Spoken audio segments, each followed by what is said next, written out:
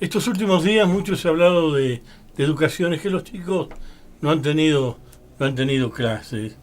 Pareciera que todos los problemas que hay, todos los problemas gremiales, todos los problemas se rompe o llegan hasta los niños y son los únicos perjudicados.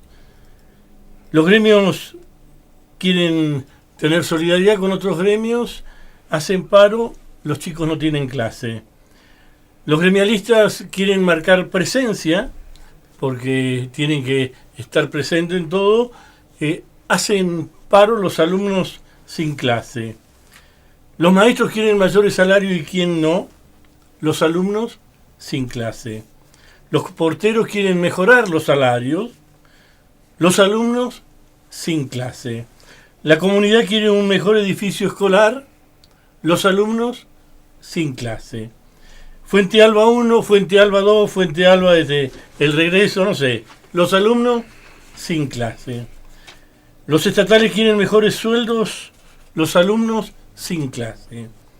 Feriados puente, los alumnos sin clase. Una alerta meteorológico, los alumnos sin clase. Tiran una bomba en el otro punto del mundo. Recuerdo que tiraron una bomba en Irak. En Centenario los maestros decidieron no dar clase, solidarizándose con el pueblo donde tiraron la bomba en Irak. Pero en Irak, en ese pueblo, las escuelas tuvieron clase. ¿Qué nos pasa que no nos ocupamos de los niños y que vamos perjudicando a la niñez? Y de esos 180 días de clase terminamos teniendo 120, frente a los países que andan muy bien en educación, que tienen 220 o 250 días de clase. ¿Es posible lo que estamos haciendo? El tremendo mal. ¿Sabe por qué lo digo yo? Porque vengo de una época que los únicos privilegiados eran los niños. Y parece que en mi país, hoy, los únicos perjudicados son los niños. Pero hay gente, hay docentes que se preocupan y trabajan fuera de las horas escolares y hacen asociaciones y grupos, ONG, y trabajan por los niños. Es el caso de María Peralta, profesora de nivel del Instituto Superior de Formación Docente. Porque le preocupan los niños, como le preocupa a ustedes que son padres y a los maestros que tienen conciencia. Bienvenida María Peralta, un gusto tenerla realmente. Igual, un gusto, Hugo, de estar aquí, un gusto por la invitación y es un placer estar y compartir y filosofar esto de lo que nos pasa y justamente educación. ¿Qué nos pasa con la educación?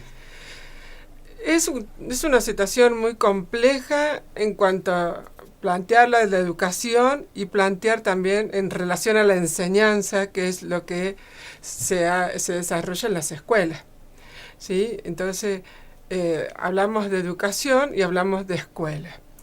Pero es un tema muy complejo, ¿sí? Que tiene que ver con la finalidad de la educación. Y la pregunta aquí es si tenemos claro cuál es la finalidad de la educación a nivel nación, a nivel provincia, a nivel mundial. Tenemos que reconocer que desde los años 70, con la cultura del relativismo, dar todo igual, ha venido en decadencia la educación, ¿sí? Con una fuerte impronta de una corriente tecnicista, neoconductista, que es hacer, sin reflexionar.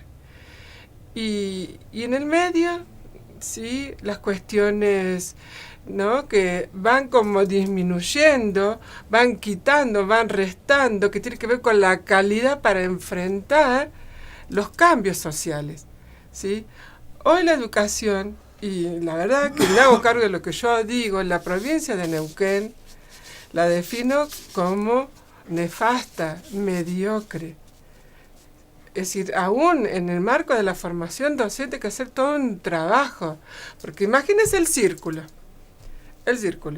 Formamos docentes con la escasa presencia de trabajo en el aula, en la formación docente. Profesora, formamos docentes que tienen hasta 30 errores ortográficos por página.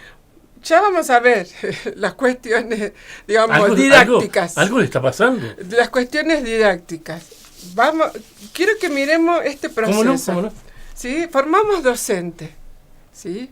Y es un tema esto de la formación docente. ¿Por qué? Porque este docente que viene justamente a formarse para trabajar en educación. Entonces no se está mirando como un profesional de la educación.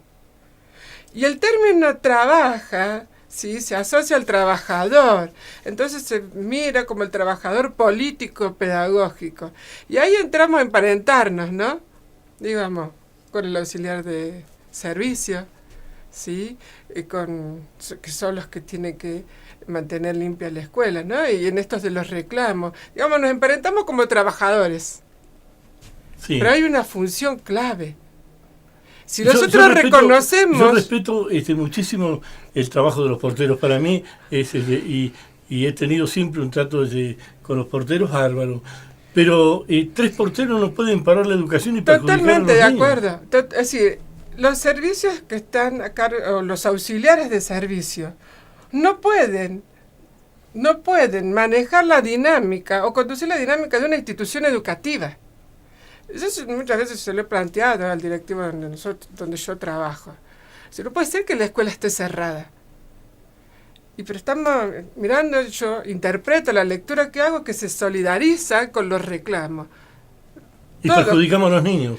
Nos perjudicamos todos. Y nos perjudicamos todos. Porque se perjudica la educación. Porque quiero volver a este círculo. Sí. Nosotros formamos docentes. Pero este docente viene de manos de otros docentes. Estamos hablando que desde los años 90 viene para atrás la educación.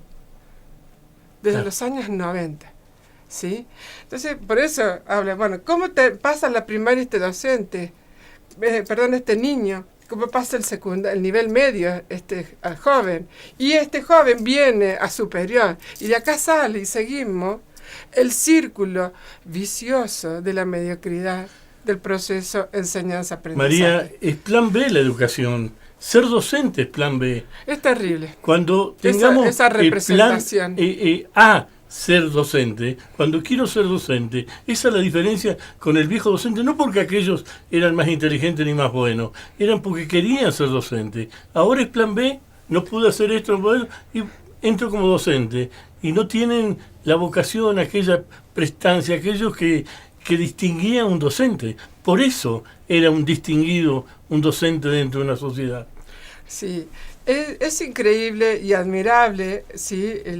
La práctica docente de antaño, ¿no? Tampoco podemos quedarnos desde esta cuestión histórica, porque el mundo ha ido cambiando, la sociedad ha ido cambiando, pero también tenemos que mirar, ¿sí?, cómo han sido las prácticas políticas del Estado que ha desdibujado el fin de la educación.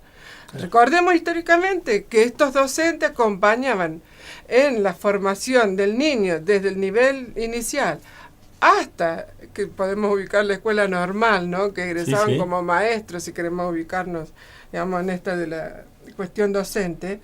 Si ellos así trabajaban en pos de nacionalizar, ¿sí?, de reivindicar los símbolos patrios, de concientizar de nación argentina al niño, y el docente estaba comprometido, muy responsable, sí, que muchas veces lo cuestionamos, digamos, por la práctica histórica hablamos, ¿no?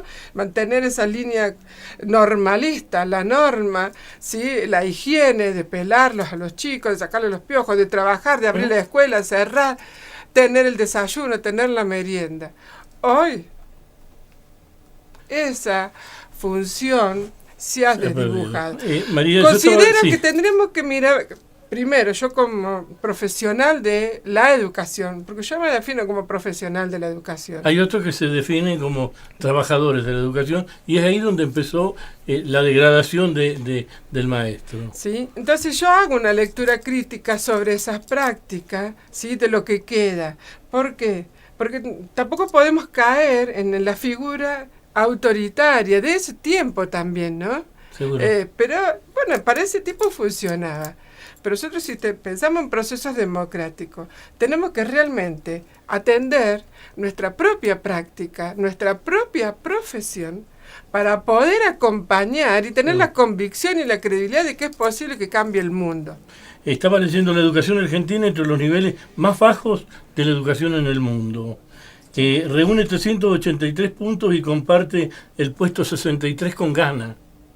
La evaluación argentina detrás de Brasil, México, Colombia y Uruguay, con un nivel aceptable aparece Chile con 450 puntos, nosotros muy atrás. Paradójicamente la Argentina es el país en Latinoamérica que más recursos destina a educación, de 2.000 a 3.000 dólares por alumno frente a los 1.000 que invierte Brasil, México, Colombia y Chile. Algo está fallando. Bueno, sería bueno preguntar si realmente es esa la inversión que hay real, que no quede solamente en el discurso y figurando. Hay que revisar esa inversión, también eso es un problema, ¿sí? La inversión, bueno, no tenemos edificios acondicionados para la educación, para la población que hay. Los recursos tecnológicos que tenemos son escasísimos. Y bueno, llegó el Pero tiempo. tenemos hasta 4 docentes por grado porque están con el certificado psicológico o esto o el otro. Y por ahí bueno, se te va también. Y bueno, justamente seguimos con esta práctica de mirar para el costado o creer que nos tenemos que encontrar en algún punto y pensar realmente qué queremos como nación, qué proyecto de nación tenemos. Y eso como docente lo podemos aportar porque conocemos la historia, conocemos las culturas, conocemos, para eso estamos formados. Pero bueno, el docente del nivel primario es el que más ha batallado viene. Y eso es un problema muy serio. Le agradezco mucho que haya estado. El Instituto de Formación Docente tiene dentro de sus funciones, ¿sí? Extensión, es decir, el instituto sale a la calle, ¿sí? Una función de extensión. Y en esa función de extensión, justamente, las horas que nos da el Estado, que nos paga para trabajar, es insuficiente cuando uno va y se enfrenta con la realidad en la que viven muchos niños de Zapala. Este programa se repite el sábado a las 13 horas y el domingo a las 17 horas. Y como siempre, nos encontramos la próxima semana. Gracias, profesora. Gracias. Chao.